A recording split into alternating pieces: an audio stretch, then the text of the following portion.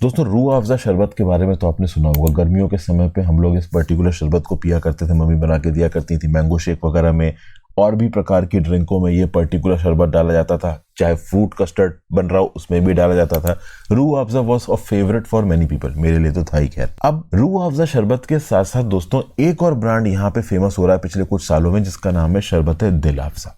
दोनों का टेस्ट काफ़ी हद तक एक जैसा है। रूह अफ़ज़ा शरबत का ट्रेडमार्क ओन करती है एक कंपनी हमदर्द नेशनल फाउंडेशन के नाम से, और शरबत दिल अफ़ज़ा का ट्रेडमार्क है सदर लेबोरेटरीज प्राइवेट लिमिटेड नाम की कंपनी के पास। अब दोस्तों हुआ यह है कि रूह अफ़ज़ा ने लीगली ट्रेडमार्क वायलेशन का केस इंस्टीट्यूट किया है शरबत दिल अफ़ज़ा के अगेंस्ट। रूह अफ़ज़ा का बोलना यह है, ओवरऑल रूह अफ़ज़ा की जो ओनर कंपनी है हमदर्द नेशनल फाउंडेशन, इसका बोलना यह है कि ओवरऑल जब आप एक ट्रेडमार्क को एसेस करते हो तो उस ट्रेडमार्क को आप एक कंसोलिडेटेड वे में, एक कंप्लीटनेस में एसेस करते हो। फॉर एग्जांपल, यहाँ पे जो शब्द है शरबत रूह अफ़ज़ा, या अगर आप सिर्फ रूह अफ़ज़ा देखो और वहीं पे अगर आप दूसरी तरफ देखो शरबत दिल अफ़ज़ा या सिर्फ दिल अफ़ज़ा, तो एंड में अफ़ज़ा कॉमन हो रहा है और शुरुआत में शरबत कॉमन हो रहा है। बीच में रूह की जगह बस दिल आप ले आए हो, तो ये एक ट्रेडमार्क का इन्फ्रिंजमेंट है, ऐसा बोल रहा है हमदर्द नाम की कंपनी। उसके साथ साथ हमदर्द नाम की कंपनी ने यह भी बोला कि शरबत रूह अफ़ज़ा इस पर्टिकुलर नाम के साथ और इस पर्टिकुलर शरबत के साथ लोगों के इमोशंस जुड़े हुए हैं, तो शरबत दिल अफ़ज़ा बना के आप ओवरऑल ट्रेडमार्क को वायलेट कर रहे हो, और ओवरऑल ट्रेडमार्क को लेके एक लीगल बैटल चालू है। अब जब तक इस लीगल बैटल का फाइनल रिजल्ट नहीं आता तब तक शरबत दिल अफ़ज़ा नाम से ये ड्रिंक ना बिके, इसके लिए शरबत रूह अफ़ज़ा की पेरेंट कंपनी हमदर्द ने सिंगल जज बेंच के सामने पिटीशन डाली। उस सिंगल जज बेंच ने section 124 of the trademark act 1999 के अंदर, इनफैक्ट अगर प्रिसाइसली देखिए तो सेक्शन 124 के क्लॉज 1 सब क्लॉज बी का सब क्लॉज 1 के अंदर ओवरऑल हमदर्द की पिटीशन को रिजेक्ट कर दिया और बोला कि किसी भी शरबत के साथ ओवरऑल किसी का इमोशनल अटैचमेंट नहीं हो सकता।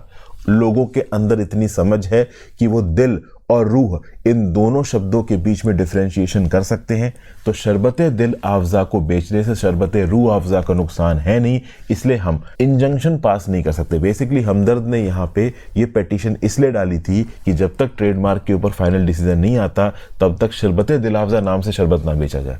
लेकिन सिंगल जज बेंच ने इस पर्टिकुलर हमदर्द की पिटीशन को रिजेक्ट कर दिया। हमदर्द वाले पहुंच गए हाई कोर्ट में। दिल्ली हाई कोर्ट की डिवीजन बेंच ने दिसंबर 2022 में जजमेंट दिया कि भाई ये जो दिल अफ़ज़ा नाम का शब्द है ना, और ये जो रूह अफ़ज़ा है, इसमें अफ़ज़ा कॉमन है, AFZA। तो चूंकि यहाँ पे अफ़ज़ा कॉमन है तो ये एक सेंस ऑफ, एक एलिमेंट ऑफ कंफ्यूजन प्रोवाइड करता है। रूह अफ़ज़ा, दिल अफ़ज़ा, या फिर कह लीजिए शरबत रूह अफ़ज़ा, या फिर कह लीजिए शरबत दिल अफ़ज़ा। तो शुरू का शरबत, एंड का अफ़ज़ा कॉमन है, बीच में एक जगह रूह हो गया, एक जगह दिल हो गया, तो डेफिनेटली यहाँ पे कंफ्यूजन कॉज हो रहा है। शरबत Rooh Afza is not properly distinguished against शरबत दिल अफ़ज़ा, इसीलिए ये ओवरऑल कंफ्यूजन तो यहाँ पे पैदा हो रहा है। तो pending settlement of trademark dispute, definitely यहाँ पे शरबत दिल अफ़ज़ा के नाम से शरबत नहीं बेचा जा सकता। मतलब सिंगल जज बेंच का जो डिसीजन था उसको ओवरटर्न कर दिया division bench of Delhi high court ने। तो ऑब्वियस सी बात है यहाँ पे नुकसान हो गया सदर लेबोरेटरीज प्राइवेट लिमिटेड वालों को। तो अब सदर लेबोरेटरीज प्राइवेट लिमिटेड वाले पहुंच गए सुप्रीम कोर्ट के पास, और सुप्रीम कोर्ट के 3 जज बैठे। एक तो chief justice of India DY Chandrachud साहब, दूसरे जस्टिस PS नरसिम्हा और तीसरे जस्टिस JB पारडीवाला। इन तीनों जजेस ने एग्री किया है दिल्ली हाई कोर्ट के व्यू पॉइंट से। सुप्रीम कोर्ट के इन जजेस का बोलना है कि देखिए, रूह अफ़ज़ा नो डाउट एक वेल एस्टैब्लिश्ड रेपुटेशन रखता है इंडिया के अंदर। लंबे समय से लोग इस रूह अफ़ज़ा के ड्रिंक के साथ जुड़े हुए हैं। 1907 से इंडियन मार्केट के अंदर ये ड्रिंक बेची जा रही है।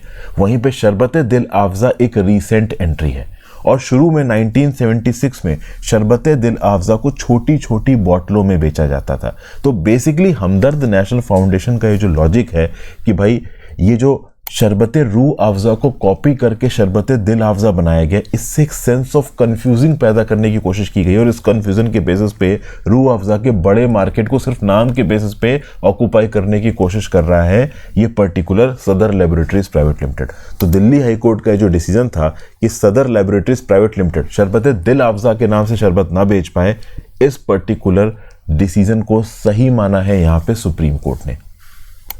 तो अभी के लिए ओवरऑल हमदर्द नेशनल फाउंडेशन जीत गया है। शरबत दिल अफ़ज़ा इस पर्टिकुलर नाम से नहीं बिक सकता जब तक ट्रेडमार्क डिस्प्यूट फाइनलाइज नहीं होता। मतलब ये जो शरबत दिल अफ़ज़ा का ट्रेडमार्क दिया गया है सदर लेबोरेटरीज प्राइवेट लिमिटेड को, जिसके अगेंस्ट हमदर्द नेशनल फाउंडेशन ने काउंटर पिटीशन मानी है, तो जब तक ट्रेडमार्क का इशू सॉल्व नहीं हो जाता, जब तक ये पता नहीं चल जाता कि शरबत दिल अफ़ज़ा ये नाम, ये ट्रेडमार्क सही है या नहीं है, तब तक शरबत दिल अफ़ज़ा के नाम पे ये पर्टिकुलर ड्रिंक नहीं बेची जा सकती। नाम यहाँ पे बदलना पड़ेगा as per section 124 in the trademark act 99 के clause 1 sub clause B sub clause 1 के हिसाब से।